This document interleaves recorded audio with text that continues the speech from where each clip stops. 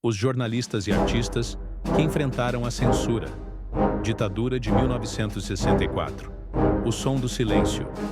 O Brasil de 1964 não começou com tanques nas ruas.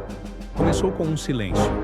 Um silêncio estranho, pesado, que entrou pelas casas, pelos jornais, pelas canções e se instalou no coração de quem ousava pensar diferente.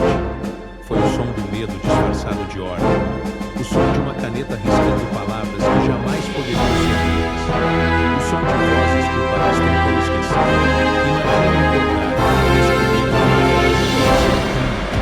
que uma canção pode colocar alguém na prisão. Que uma piada pode custar o exílio. A censura não apenas apagou textos, cortou músicas ou vetou peças de teatro. Ela tentou apagar uma geração inteira de ideias. E, no entanto, foi nesse vazio de palavras que surgiram os mais corajosos. Enquanto o governo militar blindava a nação com discursos de moral e segurança, artistas e jornalistas encontravam brechas no silêncio. A canção virava código, o humor virava arma, o jornal virava trincheira. Cada verso escondia um grito. Cada metáfora era uma mensagem passada na escuridão. Chico Buarque escreveu uma oração disfarçada de protesto. Quem desenhou a verdade dentro do lenço. Zuzu construiu a legenda das próprias roupas. E em cada ato havia uma certeza. Calar era poder. Este é o Brasil que você não ouve nas aulas de história. Um Brasil que lutou com palavras, com arte, com coragem, quando até o ar parecia vigiado. Porque em tempos de silêncio, quem fala se torna perigoso. E é sobre eles que vamos falar agora. Sobre as vozes que tentaram calar. E sobre o eco que, mesmo depois de tantos anos, ainda atravessa o tempo, lembrando a todos que a liberdade não se implora, se conquista. Quando a verdade virou crime. Em 1964, o país acordou com uma nova regra não escrita. A verdade seria perigosa. De um dia para o outro, o jornalismo deixou de ser o espelho da nação e passou a ser o seu disfarce. O golpe militar não se contentou em tomar o poder. Ele quis controlar o olhar, o pensamento e até a respiração de quem ousasse contar o que via. Nas redações, repórteres assistiam às próprias palavras sumirem sob o carimbo vermelho da censura. Manchetes eram cortadas, parágrafos inteiros apagados. Havia uma nova gramática do medo, onde a autocensura era o primeiro sinal de sobrevivência. Jornalistas aprenderam a escrever entre linhas, a transformar verdades em metáforas, a esconder denúncias em crônicas banais. O medo passou a ter cheiro de tinta fresca, o som de máquina de escrever. Havia o terror de publicar e o terror de calar. Alguns preferiam o risco. O repórter Vladimir Herzog, por exemplo, acreditava que a verdade merecia o preço da própria vida. Outros foram obrigados a se calar para não desaparecer. Enquanto isso, o governo refinava o controle. Criava departamentos especializados para editar textos, censurar programas, vigiar redações. Até o humor foi declarado suspeito. O riso se tornou uma ameaça porque podia revelar o que o regime mais temia: a consciência. Nas bancas, o jornal parecia intacto, mas o leitor atento percebia os buracos, os espaços em branco, as entrelinhas que gritavam o que não podia ser dito. Era ali que o Brasil real ainda respirava, escondido, mas vivo. E é nesse cenário que surgem as primeiras estratégias de resistência. O humor disfarçado, a crônica simbólica, a canção com duplo sentido. O país aprendia a falar. Cada texto era uma faísca, cada metáfora, uma arma silenciosa. O poder queria impor silêncio, mas o silêncio, quando é imposto, sempre acaba gritando. A canção como arma. Quando a palavra escrita foi amordaçada, a música tomou a dianteira. As guitarras, os violões e os microfones tornaram-se trincheiras de resistência. Os compositores entenderam que cantar podia ser tão perigoso quanto publicar uma denúncia. O regime militar sabia disso, e por isso vigiava cada verso, cada metáfora,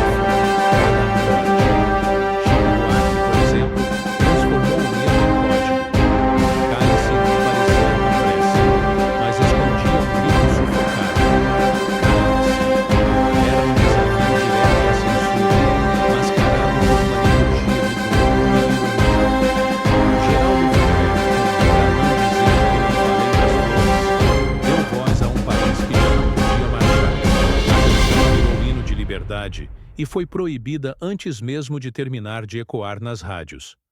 Nos bastidores, os censores liam letras com o olhar de quem caça inimigos. Procuravam sentidos ocultos, suspeitavam até da esperança. A cada corte, a arte ficava mais engenhosa.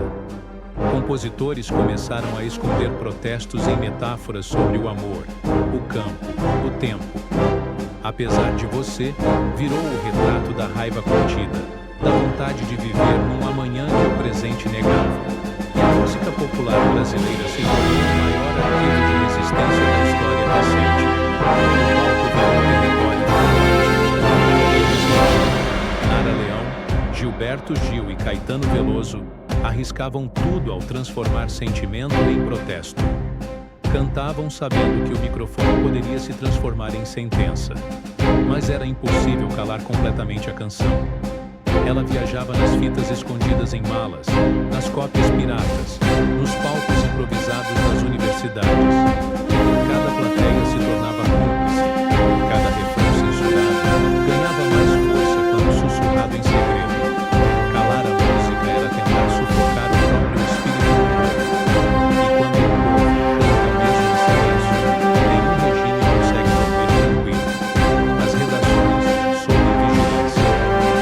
Enquanto a música ecoava em códigos, as redações brasileiras viviam sob uma tensão quase insuportável. A cada nova edição, repórteres e editores precisavam escolher entre a coragem e o desaparecimento. As máquinas de escrever produziam não apenas notícias, mas ruídos de resistência. Era o som metálico da verdade tentando sobreviver dentro de um país que a tratava como inimiga. Os censores militares não chegavam com uniformes, mas com pastas. Instalavam-se nas redações, revisavam páginas, riscavam parágrafos, apagavam colunas inteiras. Eram burocratas do silêncio. O jornalismo que deveria vigiar o poder passou a ser vigiado por ele. Cada manchete cortada era uma lembrança de que a liberdade havia se tornado um privilégio caro demais. Para muitos jornalistas, restava reinventar a linguagem. Crônicas disfarçadas de ficção, artigos que pareciam falar de fogo e de prisões, metáforas que denunciavam a tortura sem jamais pronunciá-la. Era o jornalismo das entrelinhas, onde a coragem se media pela sutileza. O Pasquim, por exemplo, transformou o humor em trincheira. Enfio, Ziraldo e Milor Fernandes entenderam que rir podia ser o gesto mais perigoso de todos. Cada piada era uma provocação, cada caricatura uma bomba simbólica. O regime temia o riso porque sabia que ele corroía a autoridade com algo que bala nenhum podia deter, o ridículo. Mas havia um rosto. Vários jornalistas foram presos, torturados ou simplesmente apagados da história. Outros, como Vladimir Herzog, pagaram com a vida pela teimosia de não se calar. A morte de Herzog foi o grande ruptura que expôs o que o regime tentava esconder. E a verdade, mesmo encurralada, ainda podia ferir o poder. Nas relações, ninguém sabia. As palavras viraram armas e, ao mesmo tempo, alvos. Mesmo assim, continuavam a escrever, não por bravura, mas por necessidade. Porque quando o silêncio se impõe pela força, contar a verdade é o último ato de humanidade que resta. A rebeldia invisível, moda, teatro e humor contra o regime. Nem todas as batalhas contra a censura foram travadas nas redações ou nos palcos musicais. Algumas se esconderam nas passarelas, nos palcos de teatro, nas charges de jornal. Eram atos de rebeldia silenciosa, mas de raiva profunda. Aprende a sussurrar em alta voz. Zuzu Angel, estilista e mãe, transformou o luto em protesto. Costurava vestidos com tecidos tropicais e cores fortes, mas cada peça era uma denúncia disfarçada. Entre rendas e bordados estavam os símbolos da dor pela morte do filho, Stuart Angel, assassinado pela repressão. Suas roupas desfilavam elegância e resistência, enquanto sua vida se tornava um ato político. O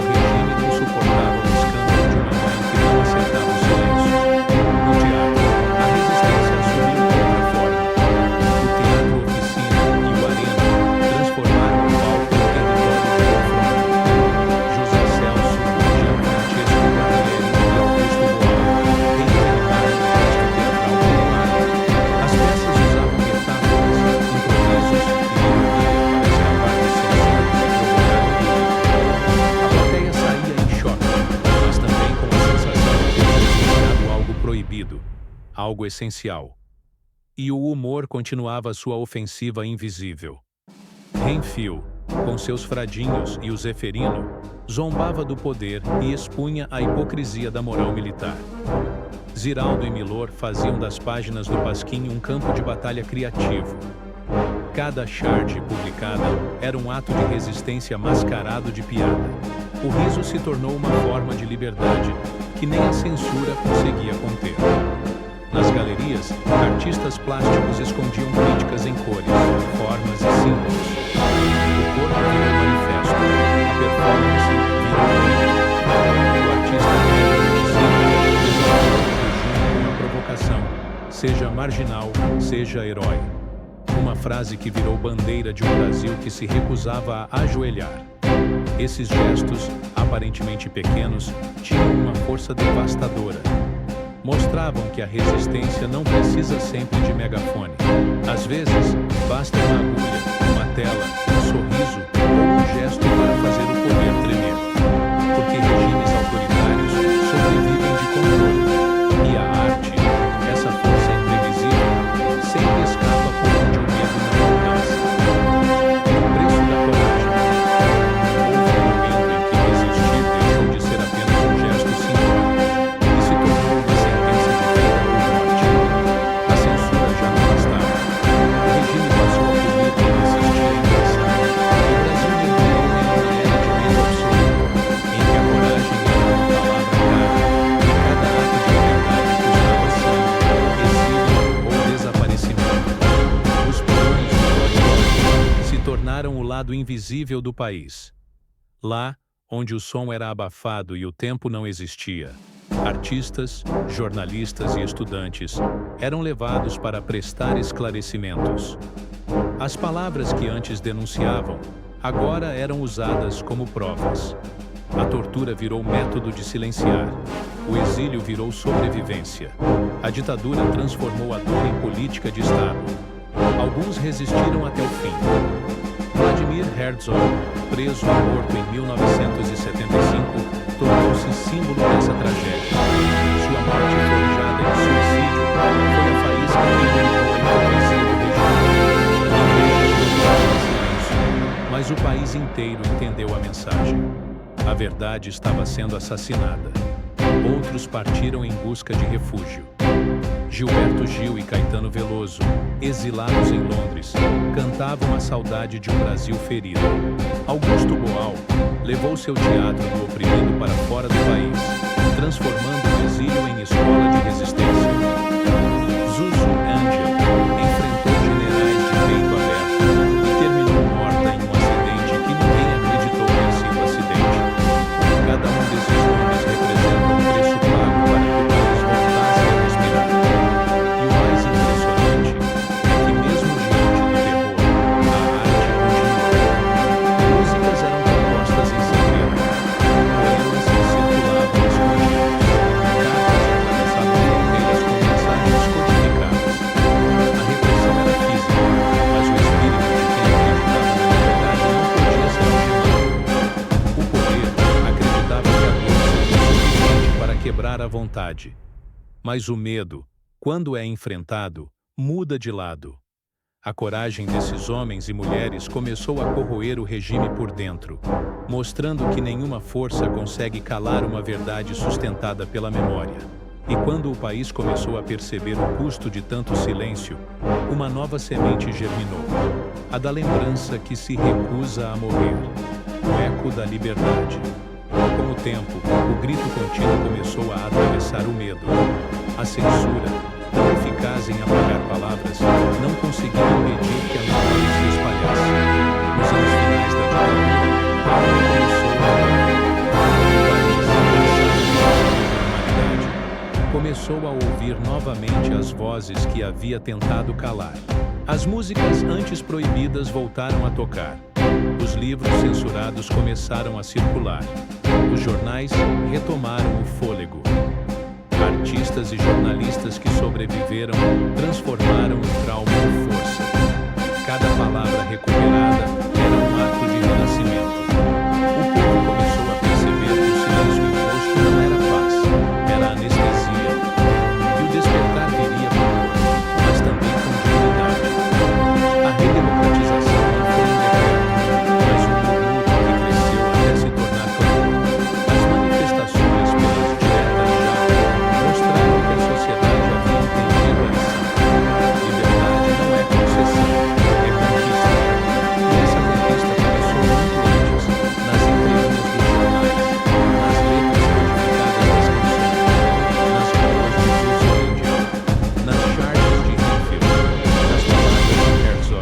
jamais foram apagadas.